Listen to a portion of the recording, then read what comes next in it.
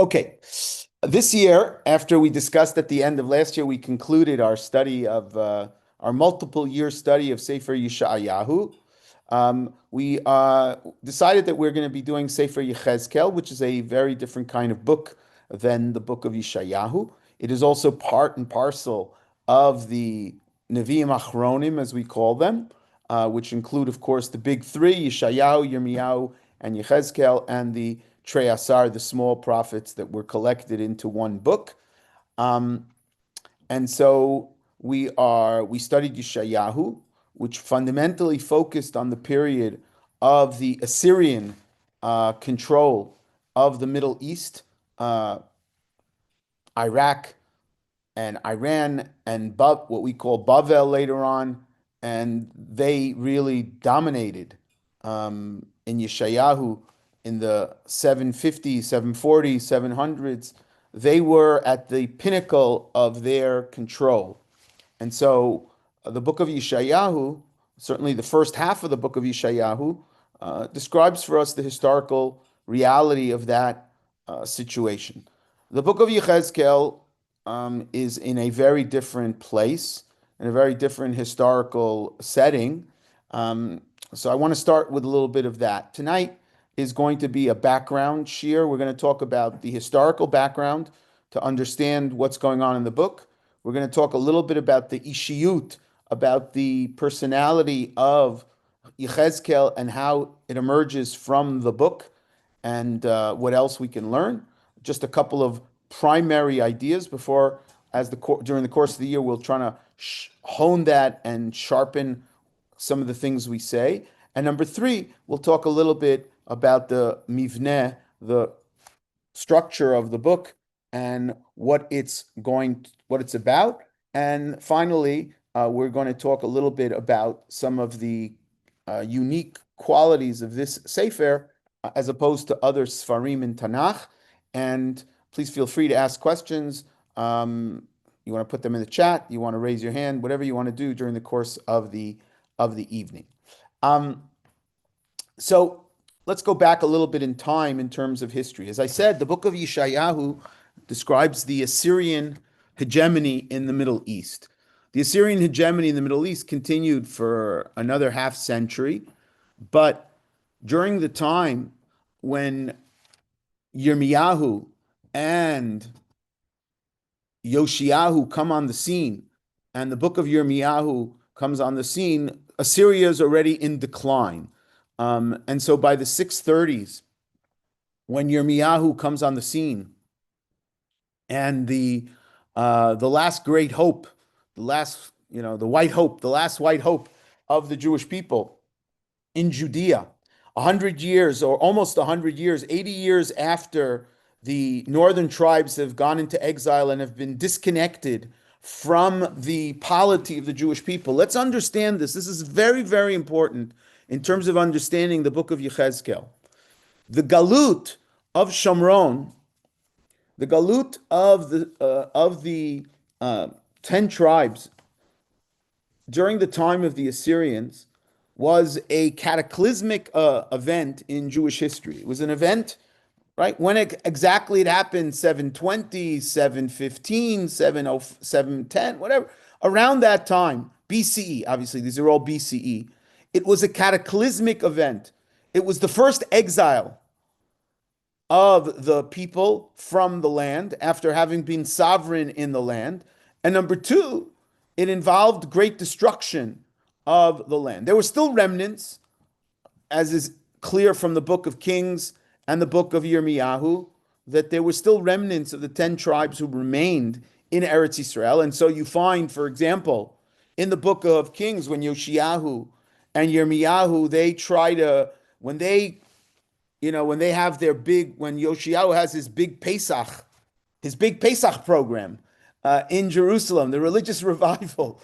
I don't know if he had as much food as they have as Pesach programs, but when he had his big Pesach program and the religious revival in Yerushalayim, it says that they went and brought people as well from some of the northern territories, which means that there were still remnants of Jews living in the northern territories. On the other hand, the vast majority of Jews of the northern tribes had been exiled, but more than just exiled, they had been cut off from the body of Eretz Yisrael and Am Yisrael. We have no indication that they continued any dialogue with the home base of Eretz Yisrael. We have no indication, we have no letters being sent from Assyria, from Bavel, from Iraq, and from wherever else the Jews of the northern tribes were exiled to, back to Yerushalayim, back to Shechem or Shomron or wherever the seat of power had been. There is no indication of that. There are prophecies of hope that the Jews of the 10 tribes would return. And we have some of those prophecies. But Lamaisa on the ground, that branch of the Jewish people got cut off, probably because of the nature of the Assyrian regime and their insistence on cutting off the original people from their original homeland, and they replaced populations, what we would call population transfers, ethnic cleansing, whatever term you want to use. But because of that, it is a very, very critical and earth-shattering moment in Jewish history that the 10 tribes during the course of the 600s are not heard of in any concrete way. We don't have any missions. There's no missions to Assyria. There's no missions, there's no UJA missions going and visiting the Jews in Assyria or in the various places that they had been exiled to. They simply get cut off from the living tree of Am Yisrael. And that's a tremendous thing that happens. In the 630s, the Assyrian power starts to go down, and the Neo-Babylonian, as they call it, the Neo-Babylonian dynasty, the new Babylonian dynasty starts to go up. And slowly but surely, the Assyrians, again, for whatever historical and hashgacha reasons, end up, the city of Nineveh is destroyed in 612. Other parts of the Assyrian empire are captured in 610. And finally, the great battle of Carchemish in 605 BCE, which is a critical moment in Jewish history.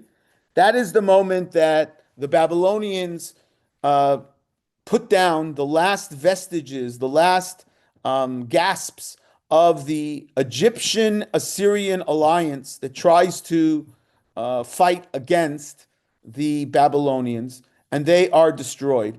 And from that point on, Babylonia is, of course, the dominant power in the Middle East. And we, of course, yes, do we know if they worshipped on Bamot before they were exiled? Do we know their level of ritual practice? You're talking about the Jews of the northern tribes, right, Debbie? Yeah, the ones that were exiled. In other words, you say we don't hear from them anymore. So they assimilated. But Right.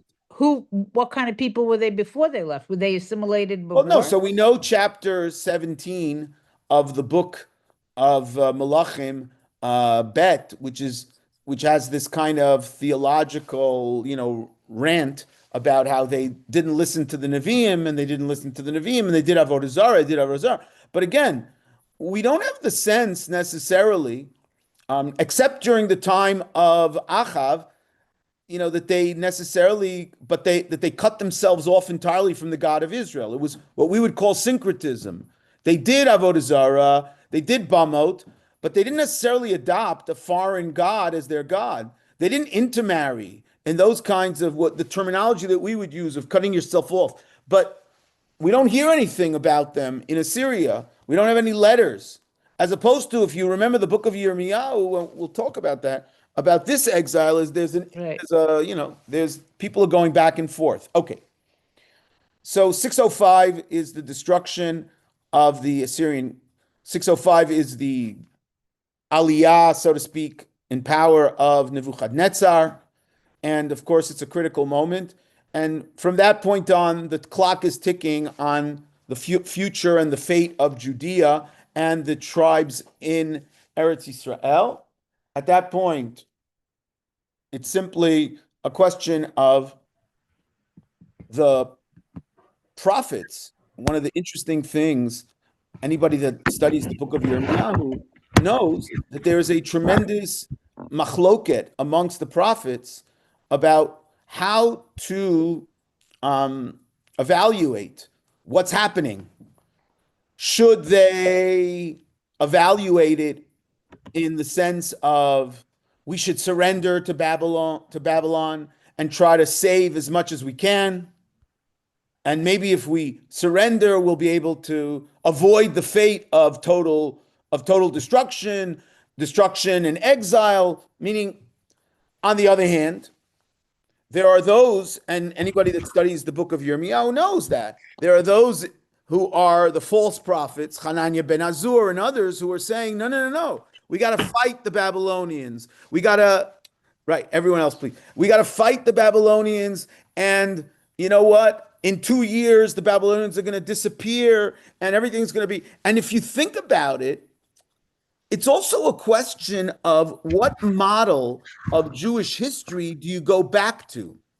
On the one hand, you can go to the immediate model. You can go to the immediate model of the destruction of I'm sorry, not the immediate model, but you can go back in time and you can go back to, look, the exile of the 10 tribes. Just like it happened to them, it's going to happen to you, which is what Yirmiyahu tells them. Yirmiyahu in the famous Ne'um, the famous speech in the Beit HaMikdash in chapter 7 of Jeremiah says, just like what happened to them is going to happen to you. And just like Shiloh was long ago destroyed, Jerusalem is going to be destroyed. So don't have any false hopes. On the other hand, if you think about it, Jewish memory could go back to a different time, which was, of course, the great salvation of Judah in the time of the Assyrians. Remember that Sancherib was on the gates of Jerusalem, and at the last minute, there was a miracle. And at the last minute, Jerusalem was saved. And at the last minute, the Assyrian army ran away, and etc. So what Jewish memory do you go back to? Do you go back to the idea that God will never let Jerusalem be destroyed, just like he didn't let Jerusalem be destroyed by the hegemonic power during 100 years ago, during the time of the power of the Assyrians, and he saved Jerusalem, and Jerusalem is different, and Judah is different than the 10 tribes, because Jerusalem has been chosen by God and the Davidic dynasty has been chosen by God? Or do you say no? Just as the northern tribes, they experienced exile and destruction, so too we have that possibility. And that's the machloket that's going on in the 604 and 603 and 600 and 6, right? During the time of all of these machlokot. Of course, now we get to what happens in 598 is, of course, everything changes. And that's what we need to look at in terms of the Reka, in terms of what's going on, is, of course, the critical moment in Jewish history. So let me just take out my Tanakh. If you want to take out and look it up, in Sefer Malachim Bet, Perek Chav Daled, in Malachim Bet, Perek Chav Daled, is, of course, that critical moment when all the, so to speak, the prophecies that Yirmiyahu, the beginning of the end, the prophecies that Yirmiyahu has been giving for all these years start to take hold. And clearly in 598, it's the beginning of the end. Just like in the time of the Assyrian exile, it happened in stages. First, Assyria captured some territory, then they captured other territory, then they captured other territory. So too here. So in 598, the Bible tells us, and now let me share, if you don't have, I'll just share my screen. Oh, sharing. Oh, I got to become a host. Sorry, let me become a host. Participants, or is that more? Participants or more? More. see, to become host. I think I go here. Let's see, I go here and oh boy, more.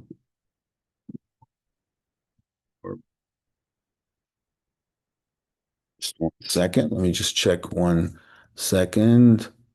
Let me just check here how to become the host. Become the host. Click on participants. Click the button that says claim host status. Pop up. Okay.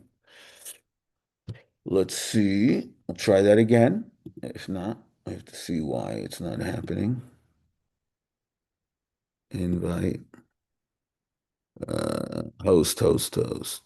Claim host. No, I'm sorry. Can't claim the host tonight. So everyone's going to have to look in their own Tanakh. So if you look in Malachim Bet, Perek Chav Dalit, so we have the story, B'yamav Allah Nebuchadnezzar Melech Bavel, Vahilo Yoyakim Evet Shalosh Shanim. So Yoyakim, who is the son of Yoshiyahu, Vayashav Vayimrad Bo, Vayishalach Bo et Gdudei Kasdim, et Gdudei Aram, et Gdudei Moav, et Gdudei Bnei Ammon. This is the punishment for the sins of Menashe all those years where God predicted the destruction of Jerusalem. And all the terrible bloodshed, etc., etc. And the Bible tells us what happened. Ba'etahi in verse 10. The city becomes under siege. Vayavo Nebuchadnezzar melech Bavel al ha'ir, va'avadav tsarim aleha. Vayetzeo Yachim melech Yudah melech Bavel, they go. Vayikach oto melech Bavel b'shnat shmona lemolcho. Vayetzei misham et kol otzrot beit Adonai ve'otzrot beit hamelech. Vayikatzetz et kol klei hazahav asher asa Shlomo hamelech beichal Hashem. V'igla et kol Yerushalayim ve'et kol asarim ve'et kol giborei hachayil. Aseret alafim goleh.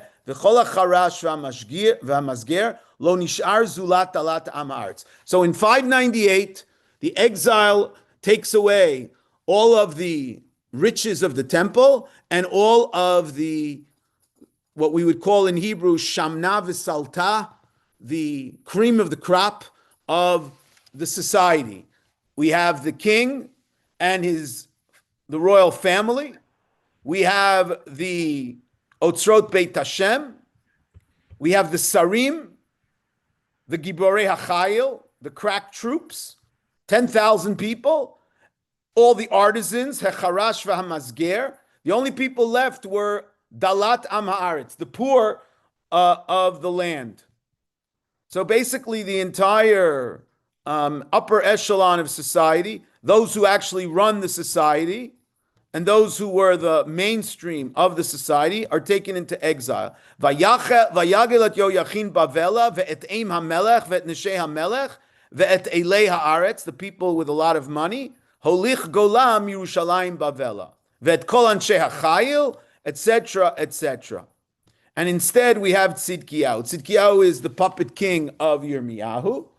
And during this time, from 597 until 586, continues to be the rest of the book of Yirmiyahu, which is the constant battle during the time of Tzidkiyahu between Yirmiyahu and again the false prophets who say, don't worry, in a few years all these people will come back, everything will be hunky-dory, as opposed to Yirmiyahu and Yechezkel, each in their own way, who are telling them during the course of these 11 years, between 598 and 597, things are not going to be hunky-dory. If you don't submit to Bavel, you don't surrender, you won't be able to save anything, and things will get even worse. This is a critical moment in Jewish history. This is exactly what is going on. And again, the false prophets, they can turn to Jewish history and they can say, well, look, Jerusalem was never destroyed. Jerusalem, at the last minute, God will come and save us. And so we should have that faith, as opposed to Yirmiyahu and Yechezkel, who've received prophecies of destruction, who basically tell them The jig is up. Because of the sins of Menashe and everything else that's accumulated over the course of hundreds of years of Judean history, God is not going to at the last minute, save you anymore. All you can do is try to minimize the destruction. Maybe you can save the temple. Maybe you can't save the temple. Maybe you can save a lot of lives. The exile will be smaller. Who knows? But that is the very important Reka. And that is the context in which Yechezkel, during the first part of his reality, he is prophesying. He is doing his stuff during this interim period of 11 years when its critical issues are on the table. What does the future hold? Does the future hold Jerusalem is going to be saved? Does the future hold no, Jerusalem will be destroyed? Or will it be something in between? And also, who ultimately are the people who God will ultimately redeem? Is it the people in Jerusalem, or is it the community now in Bavel? And as opposed to the Assyrian community, the Assyrian exile, which got cut off from the branch, here, the Babylonian Jews and the Israel Jews are still in contact, as we know from the book of Yirmiyahu, that he sends letters to Bavel, and ostensibly letters came back. And of course, the question is, what is going to happen in Bavel? What is going to be the relationship between Bavel and Eretz Yisrael community? What should they do in Bavel? Should they not set down any roots? Because the false prophets that are prophesying in Israel and ostensibly probably in Bavel, there were probably people who were saying the same thing, saying we're going to return to Eretz Yisrael, ototot, we're going to return to Eretz Yisrael. Or should we listen to prophets like Yirmiyahu who say, no, you should be settling in Bavel and waiting out the exile and setting up a community, which is a whole new ball game. There are no prophets sent to the 10 tribes in exile. They are cut off for whatever reason from Jewish history. But these people are not cut off from Jewish history. The question is, of course, secondarily, how do the Jews in Eretz Yisrael look upon these Jews in Bavel? Do they see them as exactly like the 10 tribes? Do they say, you guys are also, maybe it's not your fault, maybe it is your fault, but you guys are out of the picture and you have no say anymore and you're going to be cut off from the body of the Jewish people? So all those are the questions that are hanging over the book during these, and during the life of Yechezkel, during those first 11 years from the time that he went into exile. And remember, it's very clear that from the perspective of the book of Yechezkel, the exile that really counts was the exile in 598. It's called throughout the book, Legalutenu, our exile. So because that is such a central event in terms of Jewish history. Okay, now let's go let's talk a little bit about Yechezkel, the person. We'll say some things about Yechezkel, the person. Then we'll talk about the division of the book. And then, as I said, we'll talk about some of the unique aspects of this book. Let me just see if there's some other question about the chat. Okay. Oh, thank you. Thank you, Debbie. Okay. So let me see if I can do that. And I can hover over let's see if I can do more. Doesn't seem to do that. Okay. We'll figure it out next time. Okay. Yofi. Tov. We don't have a lot of biography about the book, about the person of Yechezkel, right? His name is an interesting name, Yechezkel, like Chizkiyahu. It sounds like, he should be strong with God. God will be strong with him. He's going to need chizuk. He's going to give chizuk. It's like one of those names that can be interpreted in many different ways. Chizkiyahu, which is a theosophic name. Yechezkel, which is a theosophic name. Again, exactly what it means, I'm not sure. Second of all, as I said, we don't know a lot about him. He is not mentioned anywhere else in Tanakh, as opposed to other prophets, like Yirmiyahu, who shows up in the book of Kings. Yeshayahu shows up in the book of Kings. And also in other books. they're mentioned in passing, right? So even Yonah shows up in the book of Kings, but Yechezkel does not show up in the book of Kings, which makes a lot of sense. Yechezkel is in Bavel. The book of Kings is written in Eretz Yisrael from an Eretz Yisrael perspective, but he doesn't show up. What do we know about him? We know from the beginning of the book that he's a Kohen, he's a priest, and we know that he went into Galut in 598, 597 with Yehoiachin. The fact that he's a priest, we don't have any indication in the book that he was like an active priest in Jerusalem. Like it never says, oh, and I was once in Jerusalem and I also used to offer the korbanot and I used to do, never, there's no like speeches like that in the book of, does Divrei Hayamim? Sure, Divrei Hayamim mentions other Nevi'im, mentions Yeshayahu and other Nevi'im. So it never mentions that he was an active Kohen. He certainly knew about Kahuna, and that's one of the reasons why there are so many references and allusions to parts of Sefer Vayikra in the book of Yechezkel. So he clearly was familiar with the Torat Kohanim and traditions of the Kahuna and Sefer Vayikra, but more than that, we don't know much about him. He was part and parcel of the Galut, as it said, I mentioned. If you look in Perek Lamed Gimel, for example, he says, this is the year of Legalutenu, our Galut. He was part of the Galut, just like Mordechai, Asher Hegla Yerushalayim. Either there it might mean his original, his original family. Here, he himself went into Galut. Even though he lives in Bavel, he also has prophecies relating to the people in Jerusalem.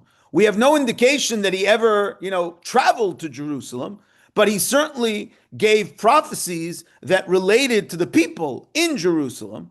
Did those prophecies make it to the ears of the people in Jerusalem? We don't know.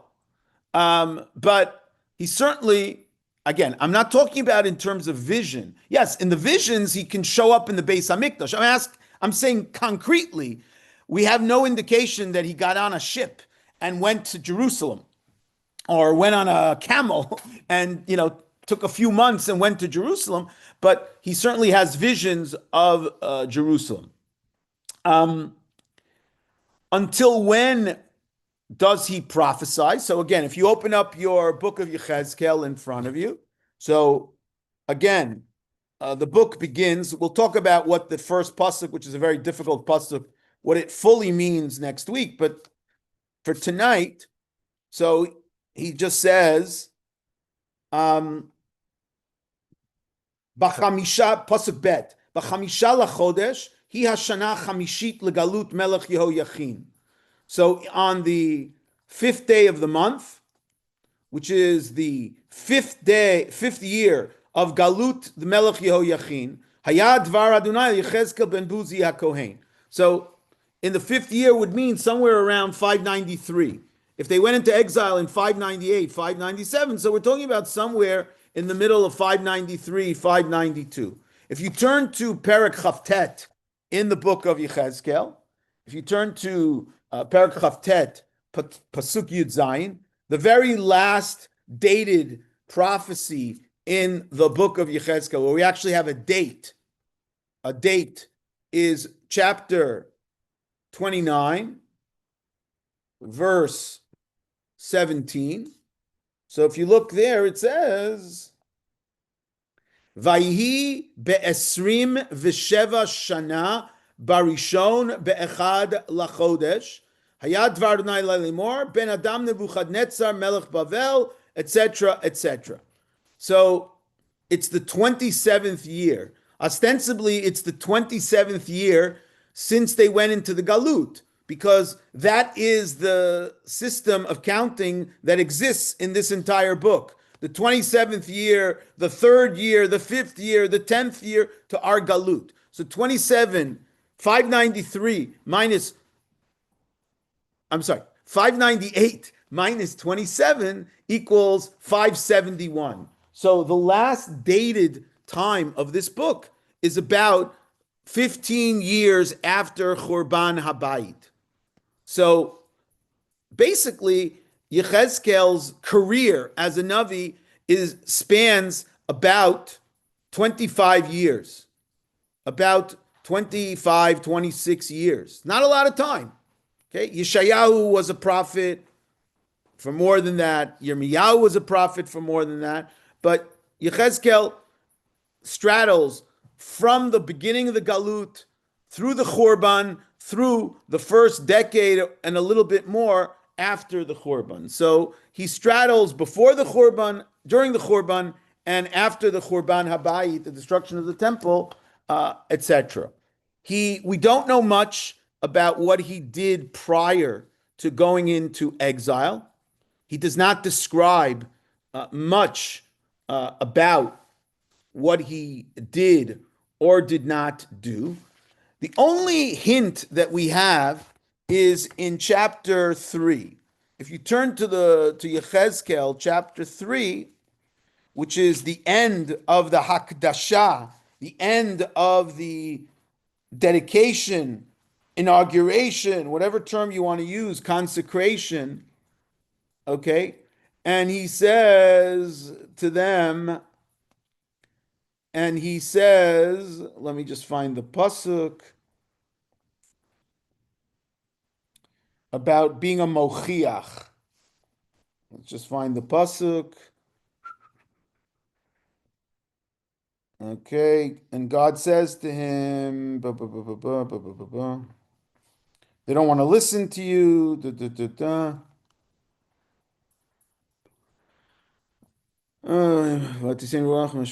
Okay.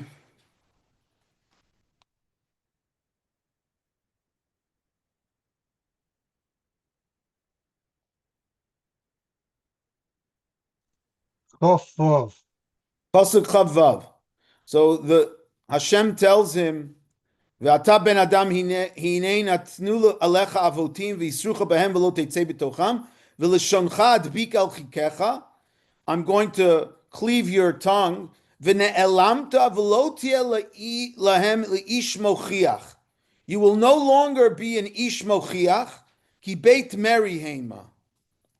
So it sounds like up until this time, and this is the prakim of consecration, up until this time, he wasn't a prophet, he was a mochiach. What's a mochiach? In modern Hebrew, a mochiach is like somebody giving musar. He was a mashkiach in a yeshiva. Again, he may not have been a prophet, but he was someone who probably was a rebbe, a teacher, a rabbi, a mochiach of some kind during the course of his life. That he was an educator. The Kohanim were educators. Kisivte kon yishmeru dat, the Torah yivakshu mipihu, it says in the book of Malachi. The Kohanim and the Leviim were the educators, teachers of Am Yisrael. So he was some sort of mochiach, some sort of teacher in the community. And he went from being a teacher, mochiach, to becoming a prophet. So that's the only thing we know about something that he did prior to that. We know that he had a wife. We are going to learn about his wife dies in the middle of the book, but we don't know anything about children. It's never mentioned that he has children. It's never mentioned anything about the children, as opposed to Yeshayahu, who of course seems to have children, and the children have symbolic meaning. We don't know anything about Yechezkel. So that's what we know in terms of his biography. What about the structure of this book? Very famously, this book is one of the most well-structured books in the book of Tanakh. Every one of the big books of Tanakh, Yeshayahu, Yirmiyahu, and Yechezkel, always has in the middle a section of Nivuot El HaGoyim, Nivuot about the nations of the world. Moab, Tzor, Sidon, Ammon, Bavel, Mitzrayim, right? So Yechezkel is organized the same way.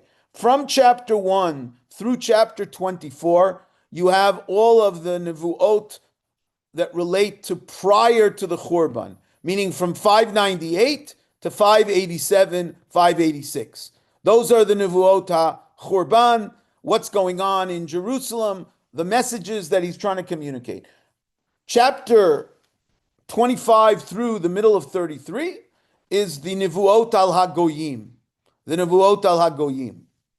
Chapter 33 through 48 are the Nevuot HaNechama, including some of the most famous ones that we all know and love, like the dry bones, the Atzamot HaYeveshot, and the vision of the second temple, and the vision of the third temple, second temple, third temple, who knows what exactly the vision is about, and of course the vision of the division of the land of Israel.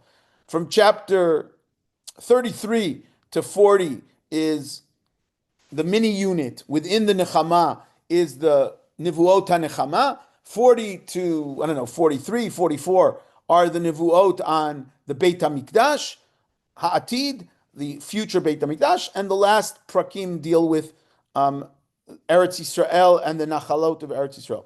Internal to each of these major three divisions, 1 through 24, 25 through 33, 33 through 48, internal to those divisions, it generally goes in chronological order.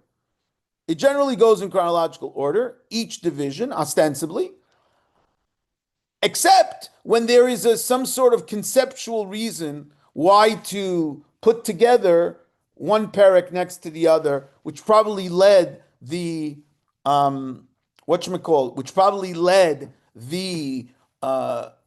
final editors of the book of Yechezkel to put it in this specific order. According to Chazal, Chazal in the famous Gemara in Baba Batra, Daf Yud Dalet Tedvav, which discusses the canonization and who wrote the various books according to the Chazalian tradition of the Bavli, Anshe Knesset Agdola were the ones who, quote unquote, wrote the book of Yechezkel.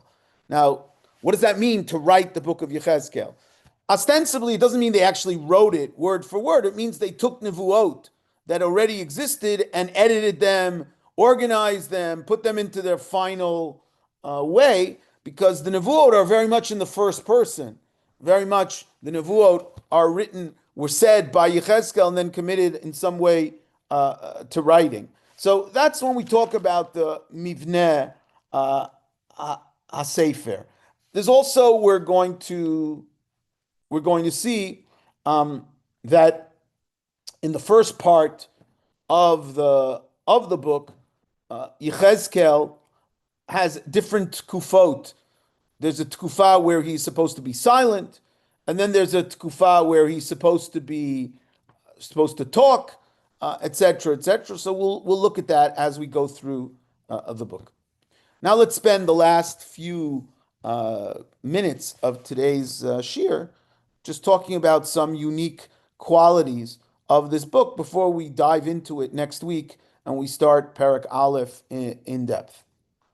First of all, we are going to find that Yechezkel, like other prophets, but even more than some other prophets, is going to do some really weird things, some really, really weird ma'asim muzarim, some really weird things. We know, for example, in other prophets are asked to do symbolic acts, right? Yirmiyahu, goes around in the stock and chains.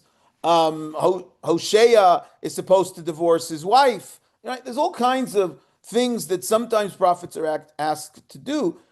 Yechezkel is asked to do some very, very strange ma'asim simliim, some very strange symbolic actions that, for example, he's going to have to eat a Megillah, he's going to have to stay on his side for a long time, all kinds of weird things that we have to look at it. Number two, we have the most extensive mystical presentation of the divine chariot that we have in the entire Bible. We have hints of the vision of God's throne in other books of Tanakh. For example, in Parshat Mishpatim, we have hints of it. In the end of Melachim Aleph, in Yeshayahu Perek Vav, right, where he says, and I was sitting there and I heard Kadosh, Kadosh, Kadosh, Adonai Tzvaot, Meloch Haaretz Kvodo, which we incorporated into Kedusha. We have snippets here and there throughout Tanakh of prophets who had a vision of the throne of God, but it's very, very mikuta. It's very small. A hint there, a hint here. Here we have an entire chapter, the first chapter, which is an elaborate description of the throne chariot of God and kaviyachol, if we can use such terminologies, some sort of vision of God himself or God, I don't know what, God himself or God herself or God itself. I don't know, obviously God is beyond time and gender and all those things. So God's self, God and God's self. This is unique to the book of Yechezkel, which we don't have in any other book. We also have in parts of Yechezkel a signon ma'od charif v'kitzoni. We have prakim, which are extreme in their formulation, especially in their indictment of Klal Yisrael, even more extreme than anything that we have in any other book of Tanakh. Very kitzoni. Does it have to do with was Yechezkel himself a very kitzoni person? I don't know. But maybe it's connected to that. Maybe it's not connected to that. I don't know. But that's number one. Number three. Number four, we see that Yechezkel, as opposed to like someone like Eliyahu, who seems to have been a very antisocial person and did not like to hang out with people and like to be alone. Yechezkel, though he sits in his house most of the time, hangs out with people. They come to visit him. He talks to them. They talk to him. He cares about if they're going to listen to him or not listen to him. So he's not a bodade. He's not a lone fish like Eliyahu tries to be. He's much more of a person who is involved with other people. Number five, Yechezkel is one of the prophets who quotes the people the most, meaning he quotes ideas, theology, statements that the people say. Yeshayahu does it a couple of times. Most famously, the famous statement when Yeshayahu quotes the people as saying, eat, drink, and be merry, for tomorrow we will kind of die, and Yeshayahu quotes here and there. Yirmiyahu quotes here and there what the people of Jerusalem are saying and what's going to happen and what's not going to happen and what the false prophets. Yechezkel has a tremendous amount of citations of idioms, ideas, ideologies, perspectives of the people of the time, whether in Bavel or in Jerusalem. There are many contradictions within the book of Yechezkel, not just external contradictions to other parts of the Torah. There are also internal contradictions about certain principles related to Torah Tagmul, in terms of questions of reward and punishment, and other places which are internal. And this is number, 6. And number 7, in contrast to other parts, other Nevi'im, who speak about Am Yisrael sometimes in very good terms, meaning once you were like this, but now you were like this. Once you were like that, and then you became like this. Yechezkel, it's all bad. Yechezkel never talks about the people as having, Zacharti la chesed neurayich, ahavat klulotayich, lechtech acharai b'amidbar. We never find Yechezkel saying anything like that. It's always, from the beginning you were bad, and you were worse than Sodom, and you have some very, very negative teurim, negative descriptions of Am Yisrael in a way that is very, very intense, beyond what you find in the other books. Okay, so this is kind of our introduction to the book. We have the historical reality. We have other things. And then that's about, and this kind of sets the table. We can start to learn in Yirtzeh Hashem next week. We'll go into the details of Perek Aleph, and we'll try to, go as far as we can. Even though Chazal, there's a famous Mishnah in Chagiga where Chazal say you're not really supposed to teach Maaseh Merkava in public.